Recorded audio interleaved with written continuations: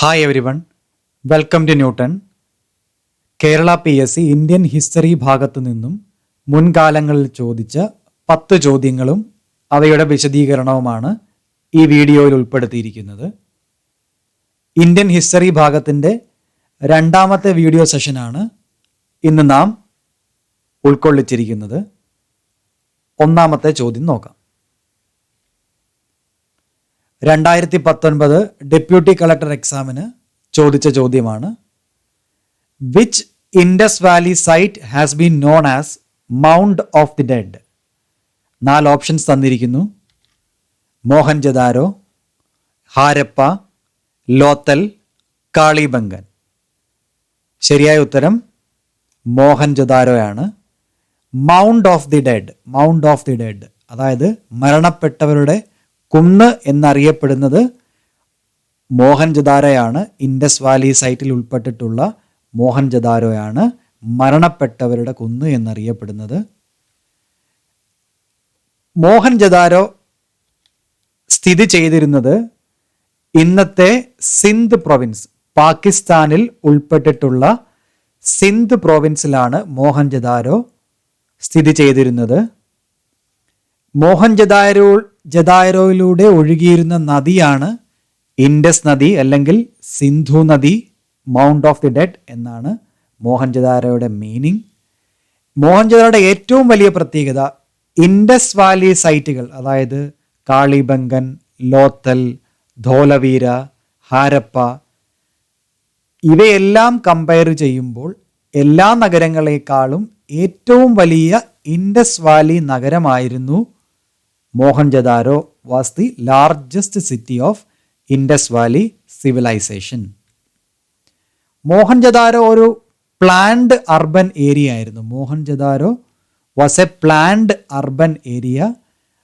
ഹിസ്റ്ററിയിൽ നമ്മൾ പഠിക്കുന്നുണ്ട് മോഹൻജദാരോ അല്ലെങ്കിൽ നമ്മളുടെ ഹാരപ്പൻ സിവിലൈസേഷൻ്റെ പ്രത്യേകത, അവർ വളരെ എക്സ്പേർട്ട് ആയിട്ടുള്ള അർബൻ പ്ലാനേഴ്സ് ആയിരുന്നു. അതായത് അവരുടെ അർബൻ ഏരിയ വെൽ പ്ലാൻഡ് ആയിട്ട് ലേ ഔട്ട് ചെയ്ത ഒരു സ്ട്രക്ചർ ഉണ്ടായിരുന്നു. അതിന് ഏറ്റവും വലിയ എക്സാമ്പിളാണ് ഗ്രിഡ് പാറ്റേണിലുള്ള സ്ട്രീറ്റുകൾ. അവിടുത്തെ വീഥികളെല്ലാം 90 ഡിഗ്രി ഇൻ്റർസെക്റ്റ് ചെയ്യുന്ന ഗ്രിഡ് പാറ്റേണിലായിരുന്നു ഉണ്ടായിരുന്നത്. ഈ വീഥികളുടെ എല്ലാം 2 വശങ്ങളിലായി വളരെ വിശാലമായ ഒരു ഡ്രെയിനേജ് സിസ്റ്റം, അതായത് പൊതുവായ ഒരു ഡ്രെയിനേജ് സിസ്റ്റം ഉണ്ടായിരുന്നു. ഈ ഡ്രെയിനേജുകൾ എല്ലാ വീട്ടിൽ നിന്നും പുറത്തേക്കുള്ള ജലം പുറന്തള്ളാനായി ഉപയോഗിച്ചിരുന്ന ഒരു കോമൺ ഡ്രെയിനേജ് സിസ്റ്റം ഉണ്ടായിരുന്നു. പിന്നെ അവരുടെ അർബൻ പ്ലാനിങ്ങിൻ്റെ ഏറ്റവും വലിയ എക്സാമ്പിൾസ് ആണ് ഗ്രേറ്റ് ഗ്രാനറി എന്ന് പറയുന്നത്, ധാന്യപ്പുര, ദി ഗ്രേറ്റ് ബാത്ത്. നമുക്കറിയാം ഗ്രേറ്റ് ബാത്ത് റിച്വലിസ്റ്റിക് ബാത്തിന് വേണ്ടി ഉപയോഗിച്ചിരുന്ന ഒരു ഗ്രേറ്റ് ബാത്ത് ഉണ്ടായിരുന്നു. 4 വശവും സ്റ്റെപ്പുകളാൽ നിർമ്മിതമായ ഒരു വലിയ കുളമുണ്ടായിരുന്നു. പില്ലേഡ് ഹാൾ, അതായത് തൂണുകൾ നിറഞ്ഞ ഒരു വലിയ ഒരു ഹാളും ഈ സ്ഥലത്ത് നിന്നും കണ്ടെടുക്കപ്പെട്ടിട്ടുണ്ട്. മോഹൻജദാരോ അല്ലെങ്കിൽ ഹാരപ്പൻ സിവിലൈസേഷൻ്റെ ഭാഗമായി നമ്മൾ കണ്ടെത്തിയിട്ടുള്ള പ്രധാനപ്പെട്ട ആർക്കിടെക്ചറൽ മോണുമെൻറ്റ്സ് ആണ് ഈ പറഞ്ഞിരിക്കുന്നതെല്ലാം. ഇനി മോഹൻജദാരോയുടെ ഏറ്റവും വലിയ ഡിസ്റ്റിങ്ഷൻ എന്ന് പറയുന്നത് ഇത് യുനെസ്കോയുടെ വേൾഡ് ഹെറിറ്റേജ് പട്ടികയിൽ പെട്ടിട്ടുള്ള ഒരു സ്ഥലമാണ്. 1980 യുനെസ്കോ വേൾഡ് ഹെറിറ്റേജ് സൈറ്റായി മോഹൻജദാരോയെ ഡിക്ലെയർ ചെയ്തിരുന്നു. ക്വസ്റ്റ്യൻ നമ്പർ 2, 2019 സെയിൽസ് അസിസ്റ്റന്റ് എക്സാമിൻ്റെ ചോദ്യമാണ്. Who wrote the book communalism in modern India? 4 options. Irfan Habib, Bipan Chandra, Romila Thapar, KN Panikkar. ശരിയായ ഉത്തരം ബിപിൻ ചന്ദ്രയാണ്. ബിപിൻ ചന്ദ്ര എല്ലാവർക്കും അറിയാമായിരിക്കും. അദ്ദേഹം വളരെ ഫേമസ് ആയിട്ടുള്ള ഒരു ഇന്ത്യൻ ഹിസ്റ്റോറിയനാണ്. അദ്ദേഹത്തിൻ്റെ പല ഹിസ്റ്ററി പുസ്തകങ്ങളും നമ്മൾ സ്കൂളുകളിലും മറ്റും പഠിച്ചിട്ടുണ്ട്. മോഡേൺ ഇന്ത്യയെ പറ്റിയുള്ള പുസ്തകങ്ങളൊക്കെ നമ്മൾ കൂടുതൽ അദ്ദേഹത്തിൻ്റെതാണ് സ്കൂളുകളിലും മറ്റും പഠിക്കുന്നത്. ഇനി അദ്ദേഹത്തിൻ്റെ മറ്റ് പ്രധാന പുസ്തകങ്ങൾ ഏതൊക്കെയാണെന്ന് നോക്കാം. ഈ പറയുന്ന പുസ്തകങ്ങളും വളരെ ഫേമസ് ആണ്, അതും പരീക്ഷകളിൽ ചോദിക്കാവുന്നതാണ്. The making of modern India from Marx to Gandhi, history of modern India, India since independence, essays on contemporary India, India's struggle for independence 1857 to 1947, 1857 revolt മുതൽ 1947 ഇൻഡിപെൻഡൻസ് വരെ പ്രതിപാദിക്കുന്ന ഒരു പുസ്തകമാണ്. In the name of democracy, the JP movement and emergency, നമ്മളുടെ emergency അല്ലെങ്കിൽ അടിയന്തരാവസ്ഥയുമായി ബന്ധപ്പെട്ട ഒരു പുസ്തകമാണിത്. Essays on Indian nationalism, next communalism in modern India. ഈ പുസ്തകത്തെ പറ്റിയാണ് നമ്മളുടെ ചോദ്യത്തിൽ ചോദിച്ചിരിക്കുന്നത്. ശരിയായ ഉത്തരം communalism in modern India, written by Bipin Chandra. Question number 3, 2019 sales assistant എക്സാമിൻ്റെ ചോദ്യമാണ്. Who founded Swaraj party? Swaraj പാർട്ടിയുടെ സ്ഥാപകനാര്? 4 ഓപ്ഷൻസ് തന്നിരിക്കുന്നു. ബാലഗംഗാധർ തിലക്, CR ദാസ്, ബിപിൻ ചന്ദ്രപാൽ, ലാല ലജ്പത് റോയ്. ശരിയായ ഉത്തരം ഓപ്ഷൻ ബി, CR ദാസ് ആണ്. CR Das is the founder of Swaraj party. Swaraj party ഇനി എന്താണ് എന്ന് നോക്കാം. സ്വരാജ് പാർട്ടിയുടെ ഫുൾ നെയിം എന്ന് പറയുന്നത് the Congress Khilafat Swarajya party എന്നാണ്. The Congress Khilafat Swarajya party. ഈ പേരിൽ നിന്നും തന്നെ നമുക്ക് മനസ്സിലാവും കോൺഗ്രസുമായും ഖിലാഫത്ത് മൂവ്മെൻറ്റുമായും ബന്ധമുള്ള ഒരു പാർട്ടിയായിരുന്നു സ്വരാജ്യ പാർട്ടി എന്ന് പറയുന്നത്. 1919 തുടങ്ങിയ ഖിലാഫത്ത് മൂവ്മെൻറ്റിൻ്റെയും 1920 തുടങ്ങിയ നോൺ കോഓപ്പറേഷൻ മൂവ്മെൻറ്റുമായും വളരെ അധികം ബന്ധമുള്ള ഒരു പാർട്ടിയായിരുന്നു സ്വരാജ്യ പാർട്ടി. നമുക്കെല്ലാവർക്കും അറിയാം 1922 മഹാത്മജി ചൗരി ചൗര ഇൻസിഡൻറ്റിൻ്റെ ആഫ്റ്റർ ഇഫക്റ്റ് എന്ന വണ്ണം അദ്ദേഹം നോൺ കോഓപ്പറേഷൻ മൂവ്മെൻറ്റ് അല്ലെങ്കിൽ നിസ്സഹകരണ പ്രസ്ഥാനം പിൻവലിക്കുകയുണ്ടായി. ആ നിസ്സഹകരണ പ്രസ്ഥാനം പിൻവലിച്ചതിന് ശേഷം രൂപപ്പെട്ട ഒരു രാഷ്ട്രീയ പ്രസ്ഥാനമാണ് സ്വരാജ് പാർട്ടി എന്ന് പറയുന്നത്. അത് കോൺഗ്രസിൻ്റെ, ഇന്ത്യൻ നാഷണൽ കോൺഗ്രസിൻ്റെ ഉള്ളിൽ തന്നെ പെട്ട ഒരു പാർട്ടിയായിരുന്നു സ്വരാജ് പാർട്ടി. കാര്യം CR ദാസും അദ്ദേഹത്തിൻ്റെ കൂട്ടാളികളുമൊക്കെ എല്ലാ മെമ്പേഴ്സും കോൺഗ്രസ് മെമ്പേഴ്സും കൂടി തന്നെ ആയിരുന്നു. അപ്പോൾ ഈ പാർട്ടി ഫോം ചെയ്ത ദിവസം അറിഞ്ഞിരിക്കണം. 1 ജാനുവരി 1923 ഫൗണ്ടേഷൻ ഡേ എന്ന് പറയുന്നത്. അതിൻ്റെ സ്ഥാപക നേതാക്കന്മാർ CR ദാസും മോത്തിലാൽ നെഹ്റുവുമായിരുന്നു. CR ദാസ് പ്രസിഡന്റും മോത്തിലാൽ നെഹ്റു സെക്രട്ടറിയുമായിരുന്നു. ഇത് പല പരീക്ഷയ്ക്കും ചോദിച്ചിട്ടുള്ള ചോദ്യമാണ്, പ്രസിഡന്റിനെ സെക്രട്ടറിയെയും പറ്റി. ഇനി ഈ പ്രസ്ഥാനത്തിൻ്റെ ഏറ്റവും പ്രധാന ഉദ്ദേശം എന്ന് പറയുന്നത് ഇന്ത്യക്കൊരു ഡൊമിനിയൻ സ്റ്റാറ്റസ് നേടിയെടുക്കുക എന്നതായിരുന്നു. അതായത് ഒരു ഇൻഡിപെൻഡൻ്റ് ആയിട്ടുള്ള ബ്രിട്ടീഷ് എംപയറിൻ്റെ കീഴിലുള്ള ഒരു സ്വരാജ് അല്ലെങ്കിൽ സെൽഫ് റൂളിംഗ് ഡൊമിനിയനാക്കി ഇന്ത്യ ട്രാൻസ്ഫോം ചെയ്യുക എന്നുള്ളതായിരുന്നു ഈ പാർട്ടിയുടെ ഉദ്ദേശം. അതേപോലെ തന്നെ മറ്റൊരു പ്രധാന ലക്ഷ്യം ഇന്ത്യക്ക് സ്വന്തമായ ഒരു കോൺസ്റ്റിറ്റ്യൂഷൻ ഉണ്ടായിരിക്കുക, സ്വന്തമായ ഒരു ഭരണഘടന ഫ്രെയിം ചെയ്തെടുക്കുക എന്നുള്ളത് മറ്റൊരു ഉദ്ദേശം. And attaining swarajya self rule. ഇതിലെ സെൽഫ് റൂൾ എന്ന് പറയുന്നത് കംപ്ലീറ്റ് ഇൻഡിപെൻഡൻസ് അല്ല, ഡൊമിനിയൻ സ്റ്റാറ്റസ് ആണ് അവർ അവകാശപ്പെട്ടിരുന്നത്. ഇനി ഇവരുടെ പ്രധാനപ്പെട്ട വഴി, ഈ ഉദ്ദേശങ്ങളൊക്കെ അച്ചീവ് ചെയ്യാനുള്ള പ്രധാന മാർഗം എന്ന് പറയുന്നത് ഇലക്ഷനിൽ കണ്ടസ്റ്റ് ചെയ്ത് ലെജിസ്ലേറ്റീവ് അസംബ്ലിയിൽ മെമ്പർ ആവുക അല്ലെങ്കിൽ ലെജിസ്ലേറ്റീവ് കൗൺസിലിൽ മെമ്പേഴ്സ് ആയതിനു ശേഷം ബ്രിട്ടീഷ് ഗവൺമെൻറ്റിൻ്റെ ഭരണ യന്ത്രങ്ങളെ തടസ്സപ്പെടുത്തിക്കൊണ്ട് അതിൻ്റെ ഉള്ളിൽ കയറിപ്പറ്റി ബ്രിട്ടീഷ് ഗവൺമെൻറ്റിൻ്റെ ഭാഗമായി നിന്ന് ഇന്ത്യയുടെ അവകാശങ്ങൾ, ഇന്ത്യയുടെ സാധാരണക്കാരുടെ അവകാശങ്ങൾ നേടിയെടുക്കുക എന്നുള്ളതായിരുന്നു ഇവരുടെ ഏറ്റവും പ്രധാനപ്പെട്ട മാർഗം. അങ്ങനെ 1923 നടന്ന പൊതു തിരഞ്ഞെടുപ്പിൽ 42 സീറ്റുകൾ, 104-ൽ 42 സീറ്റുകളാണ് സ്വരാജ്യ പാർട്ടിക്ക് ലഭിച്ചത്. ഇനി അവരുടെ പ്രധാനമായ ഉദ്ദേശം എന്ന് പറയുന്നത് സാധാരണക്കാരായ ജനങ്ങളുടെ പരാതികളും ആഗ്രഹങ്ങളും ലെജിസ്ലേറ്റീവ് അസംബ്ലിയിൽ അവതരിപ്പിച്ച് അതിനനുസൃതമായ നിയമങ്ങൾ പാസാക്കി എടുക്കുക എന്നുള്ളതായിരുന്നു. പക്ഷേ 1925 CR ദാസിൻ്റെ മരണത്തോടുകൂടി ഈ പാർട്ടിയുടെ പ്രശസ്തി നഷ്ടപ്പെടുകയും ഇമ്പോർട്ടൻസ് നഷ്ടപ്പെടുകയും ചെയ്തു. അങ്ങനെ 1930 ഈ രാഷ്ട്രീയ പ്രസ്ഥാനം ഇന്ത്യൻ നാഷണൽ കോൺഗ്രസിൽ പൂർണ്ണമായും ലയിച്ചു ചേർന്നു. Merged with Congress in 1930.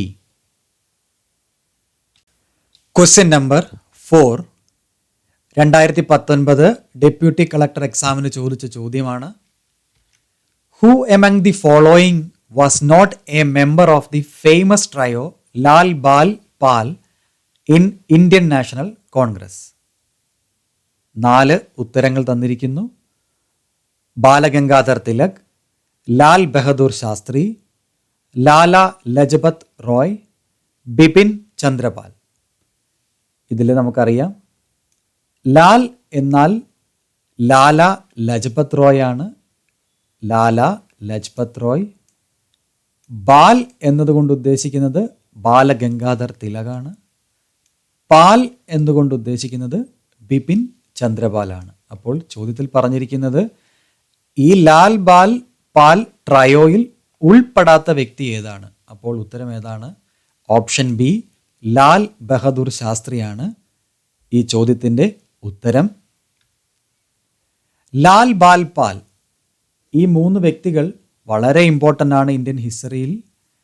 കാരണം ഈ 3 വ്യക്തികളാണ് ഇന്ത്യൻ നാഷണൽ കോൺഗ്രസിൻ്റെ എക്സ്ട്രീമിസ്റ്റ് ഫേസ് എന്ന് പറയാൻ പറ്റും.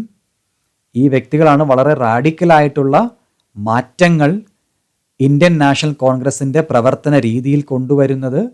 തുടക്കക്കാരായ മോഡറേറ്റ് ലീഡേഴ്സിനെ കമ്പയർ ചെയ്യുമ്പോൾ ഇവരുടെ ആക്ടിവിറ്റീസ് കമ്പാരിറ്റീവ്ലി എക്സ്ട്രീമിസ്റ്റ് മോഡൽ ആയിരുന്നത് കൊണ്ടാണ് they are known as extremist leaders of Indian national Congress. Lala Lajpat Rai ജനിച്ചത് പഞ്ചാബിലാണ്. അൺഡിവൈഡഡ് പഞ്ചാബ്, അന്നത്തെ അൺഡിവൈഡഡ് പഞ്ചാബിലാണ് അദ്ദേഹം ജനിച്ചത്. Balgangadhar Tilak, he was born in Maharashtra. And Bipin Chandrapal ജനിച്ചത് ബംഗാളിലായിരുന്നു. ഈ 3 വ്യക്തികളും സ്വദേശി മൂവ്മെൻറ്റിൻ്റെ ഭാഗമായി ഇന്ത്യൻ സ്വാതന്ത്ര്യ ചരിത്രത്തിൽ ഏറ്റവും വലിയ ഒരു മൂവ്മെൻറ്റ് അല്ലെങ്കിൽ ഒരു നാഴികക്കല്ലെന്ന് വിശേഷിപ്പിക്കാവുന്ന സ്വദേശി മൂവ്മെൻറ്റിൻ്റെ ഭാഗമായിരുന്നു ലാൽ ബാൽ പാൽ ട്രയോ. ഈ സ്വദേശി മൂവ്മെൻറ്റിൽ എന്താണ് ചെയ്തിരുന്നത്? വി വെയർ റിജക്റ്റിംഗ്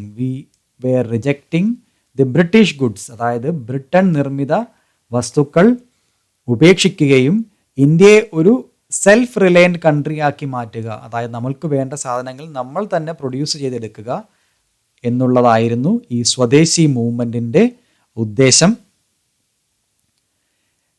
ഇതിൽ ബാലഗംഗാധർ തിലകിനെ പറ്റിയുള്ള ചില ഇമ്പോർട്ടൻ്റ് ആയിട്ടുള്ള ഇൻഫർമേഷൻസ് നമുക്ക് നോക്കാം. നമ്മൾ ഈ ഓരോ ചോദ്യം കഴിയുമ്പോഴും പറയുന്ന പ്രധാനപ്പെട്ട പോയിന്റുകളെല്ലാം പ്രീവിയസ് ഇയർ ചോദ്യങ്ങളായിരുന്നു, അല്ലെങ്കിൽ പൊട്ടൻഷ്യൽ ചോദ്യങ്ങളാകാൻ സാധ്യതയുള്ള ഇമ്പോർട്ടൻ്റ് ഇൻഫർമേഷൻസ് ആണ് നമ്മൾ ഈ വീഡിയോയിൽ ഉൾപ്പെടുത്തുന്നത്. ബാലഗംഗാധർ തിലക് അറിയപ്പെട്ടിരുന്നത് തന്നെ ലോകമാന്യ എന്ന പേരിലായിരുന്നു. ലോകമാന്യ ബാലഗംഗാധർ തിലക് അല്ലെങ്കിൽ ലോകമാന്യ തിലക് എന്ന് അദ്ദേഹം അറിയപ്പെട്ടിരുന്നു. Lokmanya means beloved leaders of the people, അതായത് ജനനായകൻ, ജനങ്ങളുടെ പ്രിയ നായകൻ എന്നാണ് അദ്ദേഹം അറിയപ്പെട്ടിരുന്നത്. ഇനി ഏറ്റവും പ്രധാനപ്പെട്ട ഒരു ഇൻഫർമേഷൻ ആണ്, പലതവണ ചോദിച്ച ഒരു ചോദ്യവുമാണ്. ഗണേശ് ഫെസ്റ്റിവലും ശിവാജി ഫെസ്റ്റിവലും ഓർഗനൈസ് ചെയ്തിരുന്ന ദേശീയ നേതാവ് ആരാണ് എന്ന് പലതവണ പരീക്ഷകളിൽ ചോദിച്ചിട്ടുണ്ട്. ശരിയായ ഉത്തരം ബാലഗംഗാധര തിലക്. എന്തിനു വേണ്ടിയായിരുന്നു ഈ 2 ഫെസ്റ്റിവലും ഓർഗനൈസ് ചെയ്തിരുന്നത്? To build a national spirit among common people, അതായത് ഒരു ദേശീയ വിചാരം നമ്മളിലെ സാധാരണക്കാരിൽ ഉണ്ടാക്കുക എന്ന ഉദ്ദേശത്തോടു കൂടി തുടങ്ങി വെച്ച 2 ആഘോഷങ്ങളാണ് Ganesh festival and Shivaji festival. 1884 പൂനെയിൽ ഇദ്ദേഹം ഡെക്കാൻ എഡ്യൂക്കേഷൻ സൊസൈറ്റി സ്ഥാപിക്കുകയുണ്ടായി. Who was the founder of Deccan education society? Balgangadhar Tilak. അദ്ദേഹത്തിൻ്റെ പ്രധാനപ്പെട്ട ന്യൂസ് പേപ്പറുകളായിരുന്നു കേസരിയും മറാഠയും. ഈ കേസരിയും മറാഠയും പലതവണ പരീക്ഷകളിൽ ചോദിച്ചിട്ടുണ്ട്. കേസരി പത്രത്തിൻ്റെ പ്രത്യേകത, അത് മറാഠി ലാംഗ്വേജിലായിരുന്നു പ്രസിദ്ധീകരിച്ചിരുന്നത്. മറാഠ എന്ന പത്രം ഇംഗ്ലീഷ് ലാംഗ്വേജിലുമാണ് പ്രസിദ്ധീകരിച്ചിരുന്നത്. അദ്ദേഹത്തിൻ്റെ ഏറ്റവും വലിയ ഒരു ഇന്ത്യൻ നാഷണൽ മൂവ്മെൻ്റ് എന്ന് വിശേഷിപ്പിക്കാവുന്ന ഒരു മൂവ്മെൻ്റാണ് ഹോം റൂൾ ലീഗ്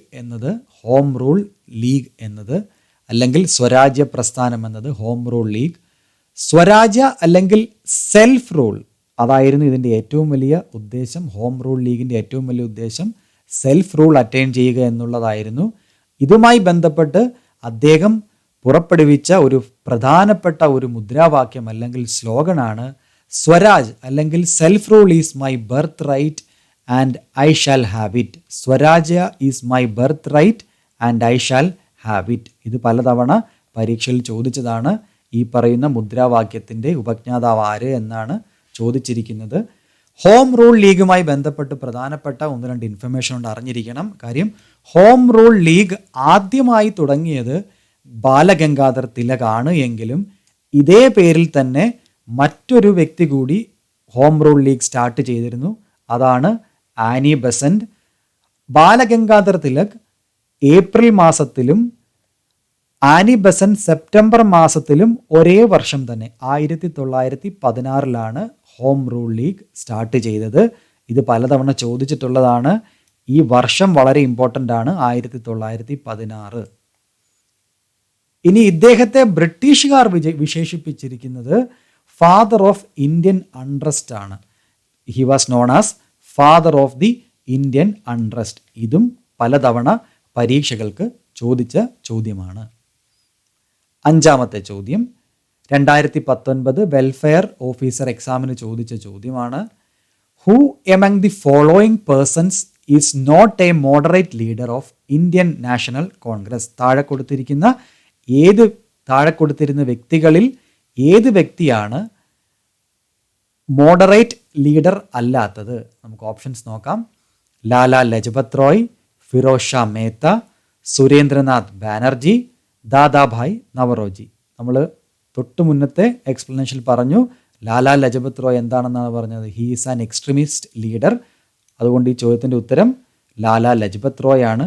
ഈ താഴെ പറഞ്ഞിരിക്കുന്ന 3 ലീഡേഴ്സും ഫിറോസ് ഷാ മേത്ത, സുരേന്ദ്രനാഥ് ബാനർജി, ദാദാഭായ് നവറോജി, ഇവരെല്ലാവരും moderate leaders of Indian national Congress ആണ്.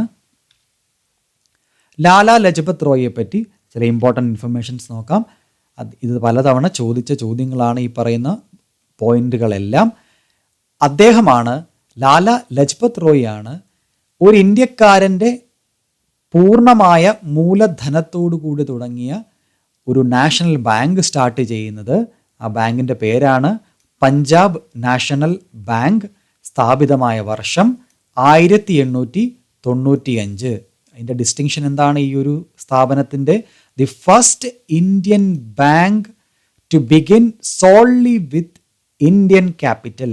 ഇന്ത്യൻ മൂലധനം ഉപയോഗിച്ച് പൂർണ്ണമായും തുടങ്ങിയ ഒരു ബാങ്കാണ് പഞ്ചാബ് നാഷണൽ ബാങ്ക്. നമുക്കറിയാം, നമ്മൾ ഇന്നും നമ്മളുടെ നാടുകളിലെല്ലാം കാണുന്ന ഒരു ബാങ്കാണ് പഞ്ചാബ് നാഷണൽ ബാങ്ക്. ഇനി മറ്റൊരു പ്രധാന ഇൻഫർമേഷൻ, 1920 ഇന്ത്യൻ നാഷണൽ കോൺഗ്രസ് സെഷൻ്റെ പ്രസിഡന്റ് ആരായിരുന്നു എന്ന ചോദ്യത്തിൻ്റെ ഉത്തരം ലാലാ ലജ്പത് റോയ് ആണ്. 1920 INC സെഷൻ്റെ ഏറ്റവും വലിയ പ്രത്യേകതയാണ് എന്ത്? Indian national Congress the non cooperation മൂവ്മെൻറ്റിനുള്ള റെസൊല്യൂഷൻ പാസ്സാക്കിയ INC സെഷൻ ഏതാണ് എന്ന് പരീക്ഷകളിൽ ചോദിച്ചിട്ടുണ്ട്. ഉത്തരം 1920 കൽക്കട്ട സെഷനിലാണ് നോൺ കോപ്പറേഷൻ മൂവ്മെൻറ്റ് റെസൊല്യൂഷൻ പാസ്സാക്കിയിരുന്നത്. അതിൻ്റെ പ്രസിഡന്റ് ആരായിരുന്നു? ലാലാ ലജ്പത് റോയ്. അദ്ദേഹത്തിന് കിട്ടിയിരുന്ന ഏറ്റവും പ്രധാനപ്പെട്ട ഒരു വിശേഷണമായിരുന്നു ലയൺ ഓഫ് പഞ്ചാബ് അല്ലെങ്കിൽ പഞ്ചാബ് കേസരി. ലയൺ ഓഫ് പഞ്ചാബ് അല്ലെങ്കിൽ പഞ്ചാബ് കേസരി എന്ന ടൈറ്റിൽ അദ്ദേഹത്തിനുണ്ടായിരുന്നു. ഇതും പലതവണ ചോദിച്ച ചോദ്യമാണ്. ആരാണ് പഞ്ചാബ് കേസരി എന്നറിയപ്പെടുന്നത് അല്ലെങ്കിൽ ലയൺ ഓഫ് പഞ്ചാബ് എന്നറിയപ്പെടുന്നത്? ശരിയായ ഉത്തരം ലാലാ ലജ്പത് റോയ്. 1928 ഇന്ത്യയിലൊരു മാസ്സായിട്ടുള്ള ഒരു പ്രൊട്ടസ്റ്റ് നടക്കുകയുണ്ടായി. നമുക്കെല്ലാവർക്കും അറിയാം, 1927 അപ്പോയിന്റ് ചെയ്യപ്പെട്ട Simon commission on constitutional reform. Simon commission ഇന്ത്യയിൽ എത്തുന്നത് 1928-ലാണ്. 1928 ഈ കമ്മീഷൻ എത്തുമ്പോൾ ഓൾ ഓവർ ഇന്ത്യ ഇതിന് എതിരായിട്ട് പ്രൊട്ടസ്റ്റുകൾ ഉണ്ടായി. ഈ പ്രൊട്ടസ്റ്റിൻ്റെ ഭാഗമായി അദ്ദേഹം പല സമരങ്ങളിലും പങ്കെടുക്കുകയുണ്ടായി. അങ്ങനെ ലാഹോറിൽ വെച്ച് പങ്കെടുത്ത ഒരു സമരത്തിലാണ് അദ്ദേഹം ലാത്തി ചാർജിന് ഇരയാവുകയും അദ്ദേഹം മരണപ്പെടുകയും ചെയ്തിരുന്നു. അപ്പോൾ Lala Lajpat Rai Simon commission against ആയിട്ടുള്ള പ്രൊട്ടസ്റ്റിലെ ലാത്തി ചാർജിലാണ് മരണപ്പെട്ടത്. അതും വളരെ ഇമ്പോർട്ടൻ്റ് ഇൻഫർമേഷനാണ്. ക്വസ്റ്റ്യൻ നമ്പർ 6, 2019 ഡെപ്യൂട്ടി കളക്ടർ എക്സാമിന് ചോദിച്ച ചോദ്യമാണ്. Which of the following movements was closely connected with Ali brothers? താഴെ പറയുന്ന ഏത് മൂവ്മെൻ്റാണ് അലി ബ്രദേഴ്സിന് ഇൻവോൾവ്മെൻ്റ് ഉള്ളത്? 4 ഓപ്ഷൻസ് തന്നിരിക്കുന്നു. Khilafat movement, Malabar rebellion, direct action day, Mappila revolt. ശരിയായ ഉത്തരം ഓപ്ഷൻ എ, ഖിലാഫത്ത് മൂവ്മെൻറ്റ്. ഇനി ഖിലാഫത്ത് മൂവ്മെൻറ്റ് എന്താണ് എന്ന് നോക്കാം. ഖിലാഫത്ത് മൂവ്മെൻറ്റ് സ്ഥാപിതമായ വർഷം ചോദിച്ചിട്ടുള്ളതാണ് 1919 ശരിയായ ഉത്തരം. ഇനി അത് ആരാണതിൻ്റെ പ്രധാനികൾ എന്നറിയപ്പെടുന്നത്? അലി ബ്രദേഴ്സ്. അതായിരുന്നു നമ്മളുടെ ചോദ്യം, അലി ബ്രദേഴ്സ്. അലി ബ്രദേഴ്സിൻ്റെ പേരറിഞ്ഞിരിക്കണം. അതും പലതവണ പരീക്ഷകളിൽ ചോദിച്ചിട്ടുള്ളതാണ്. ഷൗക്കത്ത് അലി ആൻഡ് മൗലാന മുഹമ്മദ് അലി. അലി ബ്രദേഴ്സ് എന്നറിയപ്പെടുന്നത് ഷൗക്കത്ത് അലിയും മൗലാന മുഹമ്മദ് അലിയുമാണ്. ഇനി ഈ പ്രസ്ഥാനത്തിൻ്റെ ഉദ്ദേശം എന്തായിരുന്നു എന്ന് നോക്കാം. അതായത് to restore the caliph of the Ottoman caliphate. ഇനി ഓട്ടോമാൻ ഖലീഫേറ്റ് എന്താണ് എന്ന് അറിഞ്ഞിരിക്കണം. ഈ ഓട്ടോമാൻ ഖലീഫേറ്റിനെ വീണ്ടും തിരിച്ചു കൊണ്ടുവരാനാണ് ഖിലാഫത്ത് മൂവ്മെൻറ്റ് സ്ഥാപിതമായത്. ഓട്ടോമാൻ ഖലീഫേറ്റ് എന്താണ് എന്ന് അറിഞ്ഞിരിക്കണം. Ottoman khalifa was the political authority of Sunni Muslims across the world. ലോകത്തിലുള്ള എല്ലാ സുന്നി മുസ്ലിംസിൻ്റെയും പൊളിറ്റിക്കൽ അതോറിറ്റി എന്നറിയപ്പെട്ടിരുന്നത് ഓട്ടോമാൻ റൂളറായിരുന്ന ഖലീഫയായിരുന്നു, ഓട്ടോമാൻ ഖലീഫേറ്റ് ആയിരുന്നു. ഇനി ഓട്ടോമാൻ ഖലീഫേറ്റിന് എന്താണ് സംഭവിച്ചിരുന്നത് എന്ന് അറിഞ്ഞിരിക്കണം. നമുക്കറിയാം, 1-ാം ലോക മഹായുദ്ധത്തിൽ സെൻട്രൽ പവേഴ്സ്, അതായത് 1-ാം ലോക മഹായുദ്ധം സെൻട്രൽ പവേഴ്സും അലൈഡ് പവേഴ്സും തമ്മിലായിരുന്നു. അതിൽ വിജയിച്ചത് അലൈഡ് പവേഴ്സാണ്. അപ്പോൾ വിജയിച്ച അലൈഡ് പവേഴ്സിൻ്റെ ഭാഗത്തായിരുന്നു ആര്? ഏറ്റവും പ്രധാനിയായിരുന്നു ബ്രിട്ടൻ. ഈ വിജയിച്ച അലൈഡ് പവേഴ്സ് തോൽവി ഏറ്റുവാങ്ങിയ സെൻട്രൽ പവേഴ്സിന് മുകളിൽ ചില നിയന്ത്രണങ്ങളും ചില സാങ്ഷൻസും കൊണ്ടുവരികയുണ്ടായി 1-ാം ലോക മഹായുദ്ധത്തിന് ശേഷം. അതിൻ്റെ ഭാഗമായി ഓട്ടോമാൻ എംപയറിനും ഓട്ടോമാൻ ഖലീഫേറ്റിനും വളരെയധികം ബുദ്ധിമുട്ടുകൾ അനുഭവിക്കേണ്ടി വന്നു. ആ പറയുന്ന ബുദ്ധിമുട്ടുകളും അദ്ദേഹത്തിൻ്റെ അതോറിറ്റിയിലുണ്ടായ ഇടിവുകളും പരിഹരിച്ചു കൊടുക്കണം എന്നാവശ്യപ്പെട്ടുകൊണ്ട് നടത്തിയതാണ് ഖിലാഫത്ത് മൂവ്മെൻറ്റ്. അപ്പോൾ നമുക്ക് മനസ്സിലാകും, ഇന്ത്യയിൽ ഇങ്ങനെ ഒരു മൂവ്മെൻറ്റ് നടത്തുന്നത് ആർക്കെതിരായിട്ടായിരിക്കും? ബ്രിട്ടീഷേഴ്സിനെതിരായിട്ടായിരിക്കും. എന്താണ് അതിന് റീസൺസ്? പ്രധാനമായും മുസ്ലിംസിനെതിരെയുള്ള attack on Muslims and Muslim authority, അതായത് ഓട്ടോമാൻ ഖലീഫയ്ക്കെതിരായിട്ടുള്ള അറ്റാക്ക് ഒരു പ്രധാന റീസണാണ്. മാത്രവുമല്ല, ഈ അറ്റാക്കിനെ മുസ്ലിംസ് കണ്ടിരുന്നത് this was a threat to the religious freedom of Muslims. അവരുടെ മതസ്വാതന്ത്ര്യത്തിന് മുകളിലുള്ള ബ്രിട്ടീഷുകാരുടെ ഒരു കടന്നുകയറ്റമായിട്ടും ഈ ഓട്ടോമാൻ ഖലീഫേറ്റിനെതിരെയുള്ള അറ്റാക്കിനെ ഖിലാഫത്ത് മൂവ്മെൻറ്റിൽ കാണപ്പെട്ടിരുന്നു. ഇനി ഇവർ ചെയ്ത ഒരു പ്രധാനപ്പെട്ട കാര്യം, ഖിലാഫത്ത് മൂവ്മെൻറ്റിൻ്റെ ഭാഗമായി ഒരു ഓൾ ഇന്ത്യ ഖിലാഫത്ത് കമ്മിറ്റി രൂപപ്പെട്ടിരുന്നു. All India Khilafat committee was formed during Khilafat movement under the leadership of Ali brothers. ഇതിൻ്റെയും പ്രധാന ആൾക്കാർ അലി ബ്രദേഴ്സ് ആയിരുന്നു. അവരോടൊപ്പം തന്നെ മറ്റ് പ്രധാനപ്പെട്ട കുറേ നേതാക്കന്മാരും ജോയിൻ ചെയ്തു. ആരൊക്കെയാണെന്ന് നോക്കാം. ഷെയ്ഖ് ഷൗക്കത്ത് അലി സിദ്ദിഖി, മൗലാന അബ്ദുൽ കലാം ആസാദ്, ഡോക്ടർ ഹക്കീം അജ്മൽ ഖാൻ, അങ്ങനെ പ്രശസ്തരായ പല നേതാക്കന്മാരും ഈ ഒരു ഓൾ ഇന്ത്യ ഖിലാഫത്ത് കമ്മിറ്റിയുടെ ഭാഗമായി പ്രവർത്തിക്കുകയുണ്ടായി. ഈ ഓൾ ഇന്ത്യ ഖിലാഫത്ത് കമ്മിറ്റിയുടെ പ്രധാന ഉദ്ദേശം എന്താണ്? മുസ്ലിങ്ങൾക്കിടയിൽ ഒരു പൊളിറ്റിക്കൽ യൂണിറ്റി ഉണ്ടാക്കുക, രാഷ്ട്രീയപരമായ ഒരു ഒരുമ അല്ലെങ്കിൽ ഒരു യൂണിറ്റി മുസ്ലിം സമുദായത്തിനിടയിൽ ഉണ്ടാക്കിയെടുക്കുക എന്നുള്ളതും അതിലൂടെ ഖിലാഫത്തിനെ പ്രൊട്ടക്റ്റ് ചെയ്യുക, അതായത് ഖലീഫയെ പ്രൊട്ടക്റ്റ് ചെയ്യുക എന്നുള്ളതും ഒരു പ്രധാന ഉദ്ദേശമായിരുന്നു, അല്ലെങ്കിൽ പരമപ്രധാന ഉദ്ദേശമായിരുന്നു.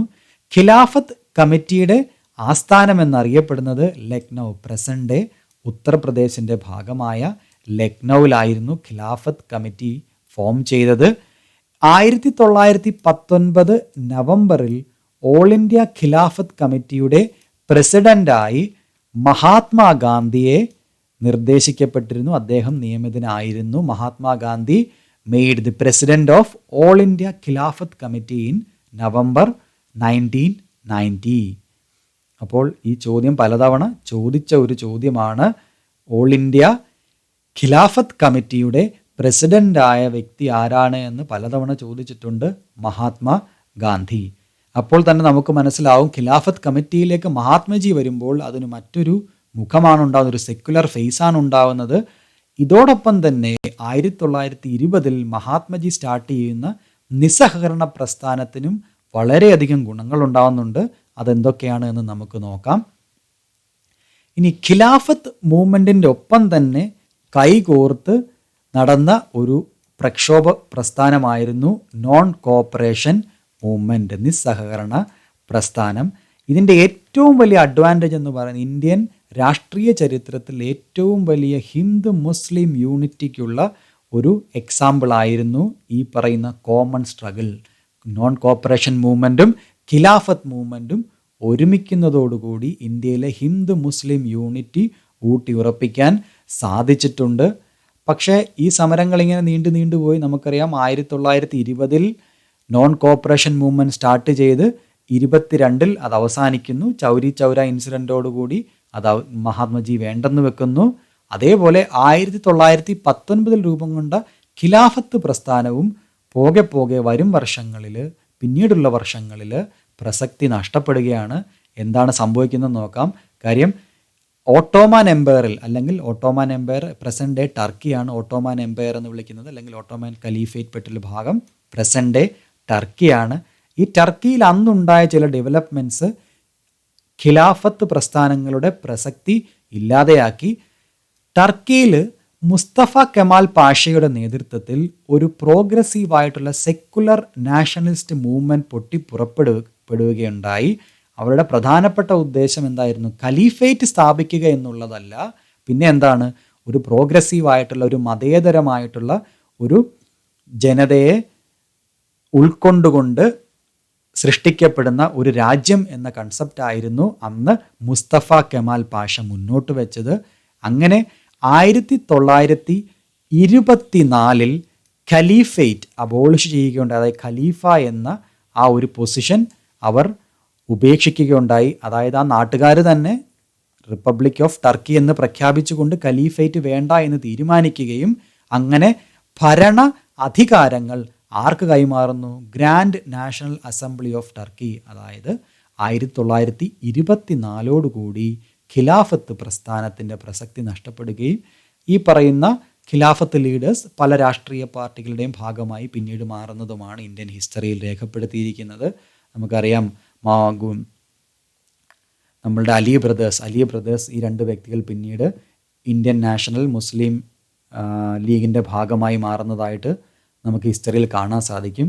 അതേപോലെ മൗലാന അബ്ദുൽ കലാം ആസാദ് പിന്നീട് മഹാത്മജിയുടെ തന്നെ ഏറ്റവും വലിയ സുഹൃത്താവുകയും അദ്ദേഹം ഇന്ത്യൻ നാഷണൽ കോൺഗ്രസിൻ്റെ ഭാഗമായി മാറുകയും ചെയ്യുന്നുണ്ട്. ക്വസ്റ്റ്യൻ നമ്പർ 7, 2019 വെൽഫെയർ ഓഫീസർ എക്സാമിന് ചോദിച്ച ചോദ്യം: who was the first martyr of revolt of 1857? 1857 sepoy mutiny അല്ലെങ്കിൽ ഫസ്റ്റ് വാർ ഓഫ് ഇൻഡിപെൻഡൻസിൻ്റെ ആദ്യ രക്തസാക്ഷി ആര് എന്നാണ് ചോദ്യം.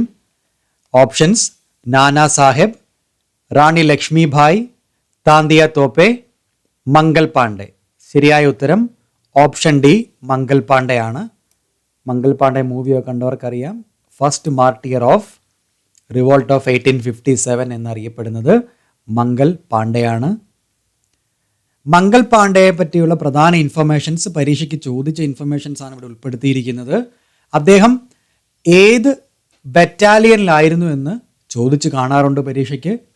He was a sepoy of, അദ്ദേഹം ഒരു സിപ്പായി ആയിരുന്നു, sepoy of 34th Bengal native infantry. അദ്ദേഹം 34th ബംഗാൾ നേറ്റീവ് ഇൻഫൻട്രിയിലെ ഒരു സിപ്പായി ആയിരുന്നു under British East India company.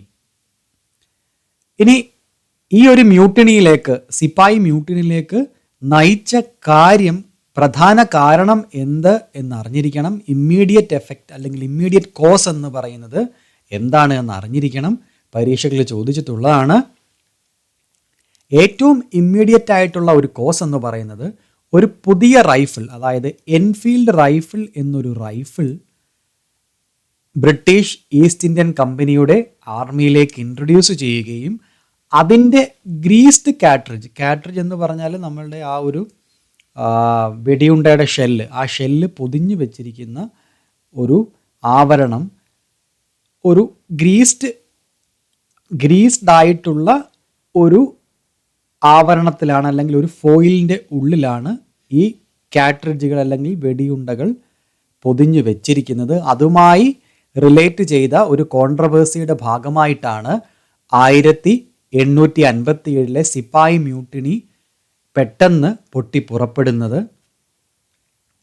ഈ ഒരു ഗ്രീസ്ഡ് കാട്രിഡ്ജ്, ആ കാട്രിഡ്ജ് പൊതിഞ്ഞു വെച്ചിരിക്കുന്ന ആ ഒരു ഫോയിൽ, ആ ഫോയിൽ ഗ്രീസ് ചെയ്തിരിക്കുന്നത് കൗവിൻ്റെയും പിഗിൻ്റെയും ഫാറ്റ് കൊണ്ടാണ് എന്നൊരു റൂമർ സ്പ്രെഡ് ചെയ്യുകയും, ഈ കൗവും പിഗും എന്ന് പറയുന്നത് ഹിന്ദുസിനും മുസ്ലിംസിനും വർജ്യമായതിനാൽ അങ്ങനെയുള്ളൊരു കാട്രിഡ്ജ് നമ്മൾ വായിൽ വെച്ചിട്ട് വേണം ബൈറ്റ് ചെയ്ത് കാട്രിഡ്ജിൻ്റെ ആ ഒരു കവറിങ് കളഞ്ഞതിന് ശേഷമാണ് ഈ ഒരു കാട്രിഡ്ജ് തോക്കിലേക്ക് ലോഡ് ചെയ്യേണ്ടത്.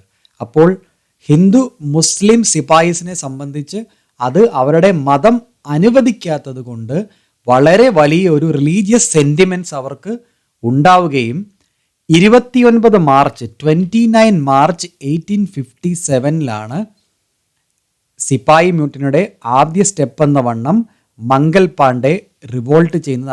അദ്ദേഹത്തിൻ്റെ ഫെലോ സിപ്പായിസിൻ്റെ അടുത്ത് റിവോൾട്ട് ചെയ്യാൻ ആവശ്യപ്പെടുകയും 2 ബ്രിട്ടീഷ് ഉദ്യോഗസ്ഥരെ അദ്ദേഹം അറ്റാക്ക് ചെയ്യുകയും ചെയ്തു.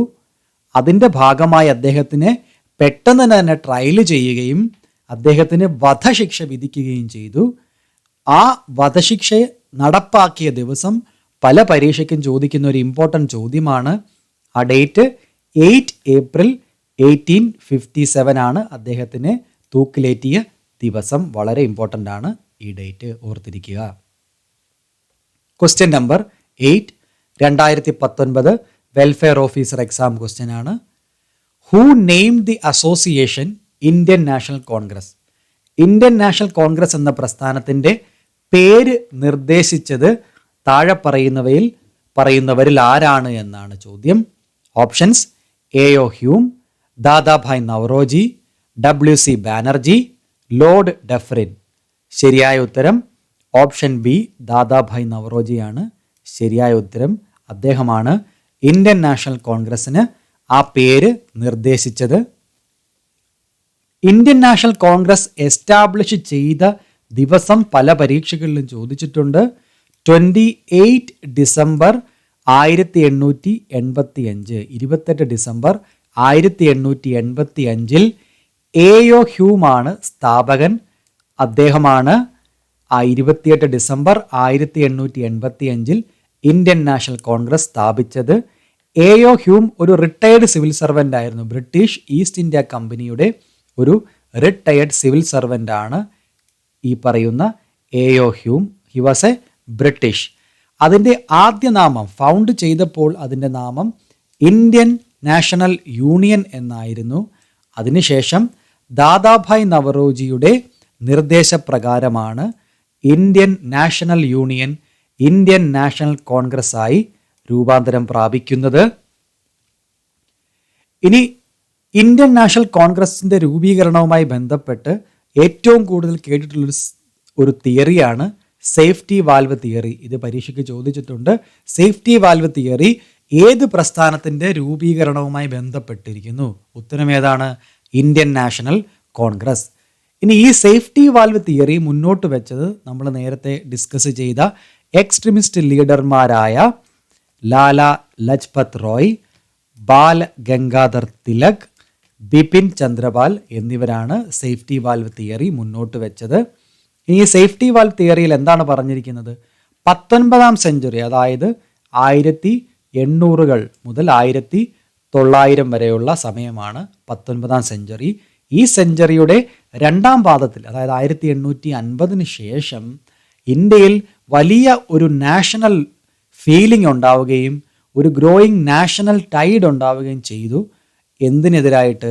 ഇന്ത്യക്കാരെന്ന ഫീലിംഗ്, ബ്രിട്ടീഷ് പോളിസീസിനെതിരായിട്ട് ഇന്ത്യക്കാർക്ക് ഒരു നാഷണൽ ഫീലിംഗ് ഉണ്ടാവുകയും ആ നാഷണൽ ഫീലിംഗ് ഉണ്ടായി അതൊരു അഗ്രഷനിലേക്കും ഒരു പ്രൊട്ടസ്റ്റിലേക്കും ഒരു ഓർഗനൈസ്ഡ് റിവോൾട്ടിലേക്കും മറ്റും തിരിയുന്ന ഒരു സാഹചര്യത്തിൽ ഇന്ത്യക്കാർക്കും ബ്രിട്ടീഷ് ഗവൺമെൻറ്റിനും ഇടയിൽ നിന്ന് ഈ പ്രശ്നങ്ങളെ സാധൂകരിക്കാൻ വേണ്ടി, അല്ലെങ്കിൽ ഈ പ്രശ്നങ്ങളെ ഒത്തുതീർപ്പാക്കാൻ വേണ്ടി ഈ രണ്ടു സെക്ഷനിൽപ്പെട്ട വ്യക്തികൾ തമ്മിലുള്ള അല്ലെങ്കിൽ ഗവൺമെൻറ്റിനോടുള്ള ഇന്ത്യക്കാരുടെ ആ ഒരു സമീപനത്തിൽ മാറ്റമുണ്ടാവാനും ഇന്ത്യക്കാരെ പ്രൊട്ടസ്റ്റിൽ നിന്നും റിവോൾട്ടിൽ നിന്നും പിന്തിരിപ്പിക്കാനും വേണ്ടിയാണ് ബ്രിട്ടീഷ് ഗവൺമെൻറ് തന്നെ ഉണ്ടാക്കിയ ഒരു സംവിധാനമാണ് ഇന്ത്യൻ നാഷണൽ കോൺഗ്രസ് എന്ന് പറഞ്ഞു വെക്കുന്ന ഒരു തിയറിയാണ് സേഫ്റ്റി വാൽവ് തിയറി.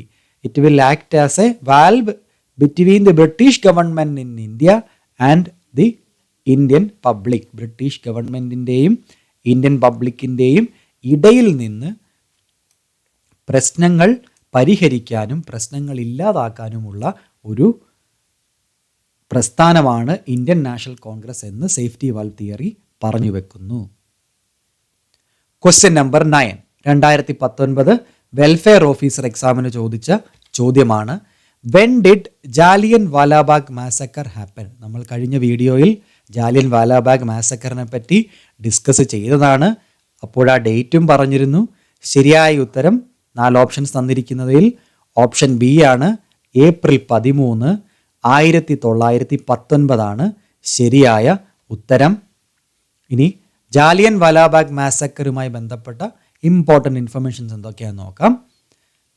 നമുക്കറിയാം 1919 പുറപ്പെടുവിച്ച ഒരു ബ്ലാക്ക് ആക്ട് ആയിരുന്നു റൗലത്ത് ആക്ട്. ഈ റൗലത്ത് ആക്ട് ഇന്ത്യയിലുടനീളം പ്രൊട്ടസ്റ്റുകൾക്ക് വിധേയമായ ഒരു ആക്റ്റാണ്. അതിൻ്റെ ഭാഗമായി പഞ്ചാബിൽ സൈഫുദ്ദീൻ കിച്ലു എന്നും സത്യപാൽ എന്നും പറയുന്ന 2 കോൺഗ്രസ് ലീഡേഴ്സ് പ്രൊട്ടസ്റ്റിൽ അറസ്റ്റ് ചെയ്യപ്പെടുന്നു. ഈ അറസ്റ്റിന് എതിരായിട്ട് പഞ്ചാബ് റീജിയണിൽ ഒരു കൂട്ടം ആളുകൾ ഒത്തുചേർന്ന് പ്രൊട്ടസ്റ്റ് ചെയ്യുകയുണ്ടായി. ഇങ്ങനെയുള്ള പ്രൊട്ടസ്റ്റുകൾ അവിടുത്തെ പഞ്ചാബിലെ ലഫ്റ്റനന്റ് ഗവർണറായിരുന്ന മൈക്കിൾ ഒ ഡയർ നിയമവിരുദ്ധമാണ് എന്ന് പ്രഖ്യാപിക്കുകയുണ്ടായി. പക്ഷെ സംഭവിച്ചത് എന്തെന്നാൽ 13 ഏപ്രിൽ 1919, ഈ ഡേറ്റ് വളരെ ഇമ്പോർട്ടൻ്റ് ആണ്. കാര്യം ആ ഡേറ്റ് ഒരു വളരെ വിശേഷപ്പെട്ട ഒരു ഫെസ്റ്റിവൽ ആയിരുന്നു. ബൈശാഖി എന്ന് പറയുന്ന ഫെസ്റ്റിവൽ പഞ്ചാബിലൊക്കെ സെലിബ്രേറ്റ് ചെയ്യുന്ന വളരെ ഫേമസ് ആയിട്ടുള്ളൊരു ആഘോഷമാണ് ബൈശാഖി. ഇതിൻ്റെ ഭാഗമായിട്ട് ജാലിയൻ വാലാബാഗിൽ ആളുകൾ തടിച്ചുകൂടുകയുണ്ടായി. ഈ ജാലിയൻ വാലാബാഗ് എന്ന് പറയുന്നത് ഒരു പൊതു ആയിട്ടുള്ള ഒരു ഗാർഡൻ എന്ന് പറയാം, ഒരു പബ്ലിക് ഗാർഡനാണ്. ഇതിൻ്റെ പ്രത്യേകത, ഇതിൻ്റെ എല്ലാ ഭാഗങ്ങളും മതിലുകളാൽ ചുറ്റപ്പെട്ടിരിക്കുന്നു. ആ മതിലിൻ്റെ ഹൈറ്റ് ഏകദേശം 10 ഫീറ്റ്, 10 അടിയോളം പൊക്കമുള്ള മതിലാൽ ചുറ്റപ്പെട്ടിരിക്കുന്നു. ഒരു ചെറിയ ഒരു എൻട്രൻസ്, വളരെ ഇടുങ്ങിയ ഒരു എൻട്രി പോയിന്റ് മാത്രമാണ് ഈ ഒരു പബ്ലിക് ഗാർഡന് ഉള്ളത്. ഇത് ലൊക്കേറ്റ് ചെയ്തിരിക്കുന്നത് എവിടെയാണ്? പഞ്ചാബിലെ അമൃത്സറിലാണ് ജാലിയൻ വാലാബാഗ് ലൊക്കേറ്റ് ചെയ്തിരിക്കുന്നത്. അപ്പോൾ ഈ ജാലിയൻ വാലാബാഗിലേക്ക് റൗലത്ത് ആക്ടിന് എഗെയിൻസ്റ്റ് ആയിട്ട് പ്രൊട്ടസ്റ്റ് ചെയ്യാനും അതേപോലെ തന്നെ അവരുടെ ലീഡേഴ്സായ സൈഫുദ്ദീൻ കിച്ലുവിനെയും സത്യപാലിനെയും അറസ്റ്റ് ചെയ്തതിനെതിരായി പ്രൊട്ടസ്റ്റ് ചെയ്യാനുമായിട്ട് കുറേ അൺആംഡ് ആയിട്ടുള്ള, അതായത് ആയുധങ്ങളൊന്നും ഏന്താത്ത കുറേ ഇന്ത്യൻസ് അസംബിൾ ചെയ്യുന്നു. വളരെ പീസ്ഫുള്ളായിട്ട് അസംബിൾ ചെയ്യുന്നു. അപ്പോൾ ആ പ്രദേശത്തേക്ക് കടന്നു വരുന്ന കേണൽ റെഗിനാൾഡ് ഡയർ അദ്ദേഹത്തിൻ്റെ നേതൃത്വത്തിലുള്ള ട്രൂപ്പ് കടന്നു വരികയും ഈ പറയുന്ന ജാലിയൻ വാലാബാഗ് ഗാർഡൻ്റെ മെയിൻ എൻട്രൻസ്, അതായത് ഈ പറയുന്ന നാരോ എൻട്രൻസ് ക്ലോസ് ചെയ്യുകയും ഒരു മുന്നറിയിപ്പും കൂടാതെ തന്നെ ഈ പറയുന്ന കൂടിയിട്ടുള്ള ജനങ്ങളിലേക്ക് ആയുധമേന്താത്ത നിരായുധരായ സാധാരണക്കാരായ സ്ത്രീകളും കുട്ടികളും ഒക്കെ അടങ്ങുന്ന ആ ഒരു ജനക്കൂട്ടത്തിലേക്ക് വൺ സൈഡഡ് ആയിട്ട് ഒരു ഓർഡർ പോലുമില്ലാതെ ഫയർ ചെയ്യുകയും ചെയ്യുന്നു. അങ്ങനെ ആയിരക്കണക്കിന് ആളുകളാണ് അവിടെ മരണപ്പെടുന്നത്. ഈ ഒരു black tragedy in Indian history that is known as Jallianwala വാലാബാഗ് മാസക്കർ. ആ ദിവസം അറിഞ്ഞിരിക്കണം, 13 ഏപ്രിൽ 1919 ഈ സംഭവം നടക്കുന്നത്. പല പരീക്ഷകൾക്കും ചോദിച്ചു കാണുന്ന ഒരു ഇമ്പോർട്ടൻറ്റ് ക്വസ്റ്റ്യൻ ആണിത്. ഇനി ഇങ്ങനെ ഒരു പ്രശ്നം ഉണ്ടായിക്കഴിഞ്ഞപ്പോൾ ബ്രിട്ടീഷ് ഗവൺമെൻറ് ഒരു കമ്മീഷനെ സെറ്റപ്പ് ചെയ്യുന്നുണ്ട്. ഇത് എൻക്വയറി ചെയ്യാനായിട്ട്, ഈ നടന്ന മാസക്കറിനെ പറ്റി എൻക്വയറി ചെയ്യാനായിട്ട് സെറ്റപ്പ് ചെയ്ത കമ്മീഷനാണ് ഹണ്ടർ കമ്മീഷൻ. ഇതും വളരെ ഇമ്പോർട്ടൻ്റ് ആണ്, പരീക്ഷകളിൽ പലതവണ ചോദിച്ചിട്ടുള്ളതാണ്. അതേപോലെ ഇമ്പോർട്ടൻ്റ് ആയിട്ടുള്ളൊരു കാര്യമാണ് ഈ lieutenant governor Michael O Dyer, പഞ്ചാബിൻ്റെ അന്നത്തെ ലഫ്റ്റനൻറ്റ് ഗവർണറായ മൈക്കിൾ ഒ ഡയറിനെ ലണ്ടനിൽ വെച്ച് 1940 ഒരു വ്യക്തി കൊലപ്പെടുത്തുന്നുണ്ട്. അദ്ദേഹത്തിൻ്റെ പേര് ചോദിച്ചിട്ടുണ്ട് പല പരീക്ഷകളിൽ. ആരാണ്? ഉദ്ധം സിംഗ് ആണ് മൈക്കിൾ ഒ ഡയറിനെ 1940 ലണ്ടനിൽ വെച്ച് കൊല ചെയ്യുന്നത്. ക്വസ്റ്റ്യൻ നമ്പർ 10, 2019 വെൽഫെയർ ഓഫീസർ എക്സാമിന് ചോദിച്ച ചോദ്യമാണ്. As per the historic Lahore Congress of 1929 which date was observed as the Independence Day of our country? 1929 Lahore കോൺഗ്രസിൽ വിളംബരം ചെയ്തത് പ്രകാരം ഇന്ത്യയിൽ ഏതു ദിവസമാണ് ഇൻഡിപെൻഡൻസ് ഡേ ആയി സെലിബ്രേറ്റ് ചെയ്യാൻ തീരുമാനിച്ചിരുന്നത് അല്ലെങ്കിൽ സെലിബ്രേറ്റ് ചെയ്തത്? 4 ഓപ്ഷൻസ് തന്നിരിക്കുന്നു. August 15, August 8, November 1, January 26. ശരിയായ ഉത്തരം option D, January 26. Lahore Congress session 1929 ഈ സെഷൻ വളരെ ഇമ്പോർട്ടൻ്റ് ആണ്. കാര്യം അതിലാണ് നമ്മൾ പൂർണ്ണ സ്വരാജ് റെസൊല്യൂഷൻ അല്ലെങ്കിൽ കംപ്ലീറ്റ് ഇൻഡിപെൻഡൻസ് ഡിക്ലറേഷൻ ആദ്യമായി മുന്നോട്ട് വെക്കുന്നത്. ഇതാണ് ഈ കംപ്ലീറ്റ് ഇൻഡിപെൻഡൻസ് ആണ് ഇന്ത്യൻ നാഷണൽ കോൺഗ്രസിൻ്റെ ഉദ്ദേശമെന്ന് വളരെ ഒഫീഷ്യലായിട്ട് ഡിക്ലെയർ ചെയ്യുന്നത് പൂർണ്ണ സ്വരാജ് റെസൊല്യൂഷനിലൂടെയാണ്. അത് നടന്നത് ലാഹോറിലെ കോൺഗ്രസ് സെഷനിലാണ്. വർഷം 1929. ഈ പറഞ്ഞ എല്ലാ ഇൻഫർമേഷൻസും പരീക്ഷയ്ക്ക് മുൻകാലങ്ങളിൽ ചോദ്യങ്ങളായി വന്നിട്ടുണ്ട്. ഈ സെഷൻ്റെ പ്രസിഡന്റ് ആരാണ് എന്ന് അറിഞ്ഞിരിക്കണം. അദ്ദേഹം മറ്റാരുമല്ല, ജവഹർലാൽ നെഹ്റു ആയിരുന്നു. അതും പലതവണ ചോദിച്ചിട്ടുള്ള ചോദ്യമാണ്. എന്തായിരുന്നു ഈ ലാഹോർ സെഷൻ്റെ പ്രത്യേകത? പൂർണ്ണ സ്വരാജ് അല്ലെങ്കിൽ declaration of independence of India എന്നുള്ളതാണ് ഇതിൻ്റെ ഏറ്റവും വലിയ പ്രത്യേകത. ഡേറ്റ് അറിഞ്ഞിരിക്കണം. ഈ റെസൊല്യൂഷൻ പാസ്സാക്കിയത് 19 ഡിസംബർ 1929 പാസ്സാക്കിയത്. മാത്രവുമല്ല 31 ഡിസംബർ 1929 ഇന്ത്യയുടെ അന്നത്തെ ഫ്ലാഗ്, നാഷണൽ ഫ്ലാഗ് എന്നറിയപ്പെടുന്ന ഇന്ത്യയുടെ ട്രൈക്കളർ ഫ്ലാഗ് ജവഹർലാൽ നെഹ്റു ഉയർത്തുകയുണ്ടായി. എവിടെയാണ് അദ്ദേഹം ഉയർത്തിയത്? രവി റിവർ, ലാഹോറിലെ രവി റിവറിന് സമീപത്താണ് അദ്ദേഹം ഈ ഫ്ലാഗ് ഹോയിസ്റ്റ് ചെയ്തത്. പോയി ഡേറ്റ് ഇമ്പോർട്ടൻ്റ് ആണ്. ഫ്ലാഗ് ഹോസ്റ്റ് ചെയ്തത് ഏത് നദിയുടെ തീരത്താണ് എന്നുള്ളത് ഇമ്പോർട്ടൻ്റ് ആണ്. രവി റിവർ, സ്ഥലം ലാഹോർ ആണ് എന്നുള്ളത് ഇമ്പോർട്ടൻ്റ് ആണ്. ഇനി ഈ ഒരു സെഷനിൽ മറ്റൊരു ഡിക്ലറേഷൻ കൂടി ചെയ്തിരുന്നു. എന്തെന്നാൽ 26 January 1930 will be celebrated as the independence day or പൂർണ്ണ സ്വരാജ് ഡേ. അപ്പോൾ ഈ ഡേറ്റ് ഇമ്പോർട്ടൻ്റ് ആണ്. 26 Jan 1930 was celebrated as the independence day or പൂർണ്ണ സ്വരാജ് ഡേ. ഈ ഡേറ്റിന് ഒരു വളരെ ഒരു ഇമ്പോർട്ടൻറ്റ് സിഗ്നിഫിക്കൻസ് ഉണ്ട്. എന്നാൽ നമുക്കെല്ലാവർക്കും അറിയാം ഇന്ത്യ റിപ്പബ്ലിക്കായ ദിവസം എന്നാണ്. 26 ജാനുവരിയാണ്. പക്ഷേ വർഷം മാത്രമേ വ്യത്യാസമുള്ളൂ. 1950, 20 വർഷത്തിന് ശേഷം. നമുക്കെല്ലാവർക്കും അറിയാവുന്ന മറ്റൊരു കാര്യം കൂടിയുണ്ട്. ഇന്ത്യൻ കോൺസ്റ്റിറ്റ്യൂഷൻ്റെ പ്രിയാമ്പിളിൽ പറയുന്നത് ഇന്ത്യൻ കോൺസ്റ്റിറ്റ്യൂഷൻ ഇനാക്ട് ചെയ്തത്, അഡോപ്റ്റ് ചെയ്തത് 26 നവംബർ 1949 എന്ന് പറയുന്നുണ്ട്. വിച്ച് മീൻസ് ആ ദിവസം തന്നെ ഇന്ത്യയുടെ കോൺസ്റ്റിറ്റ്യൂഷൻ റെഡിയായിരുന്നു. പക്ഷേ അത് നിലവിൽ വന്ന വർഷം 26 ജാനുവരി 1950. എന്തുകൊണ്ടാണ് അത്രയും ദിവസം വെയിറ്റ് ചെയ്തത്? അതായത് 26 നവംബർ മുതൽ 26 ജാനുവരി വരെ നമ്മൾ എന്തിനാണ് വെയിറ്റ് ചെയ്തത്? കാരണം മറ്റൊന്നുമല്ല, ഇന്ത്യൻ ഹിസ്റ്ററി 20 വർഷം പിന്നോട്ട് തിരിഞ്ഞു നോക്കിയപ്പോൾ 26 January was celebrated as the പൂർണ്ണ സ്വരാജ് ഡേ. ആ ദിവസത്തിൻ്റെ പ്രസക്തി അല്ലെങ്കിൽ ഇമ്പോർട്ടൻസ് കാണിക്കുവാൻ വേണ്ടിയും അത് സ്മരിക്കുവാനും വേണ്ടിയാണ് നമ്മൾ ഇൻഡിപെൻഡൻറ്റ് ഇന്ത്യയുടെ കോൺസ്റ്റിറ്റ്യൂഷൻ നിലവിൽ വന്ന ദിവസം 26 ജാനുവരി 1950 ആക്കി മാറ്റിയത്.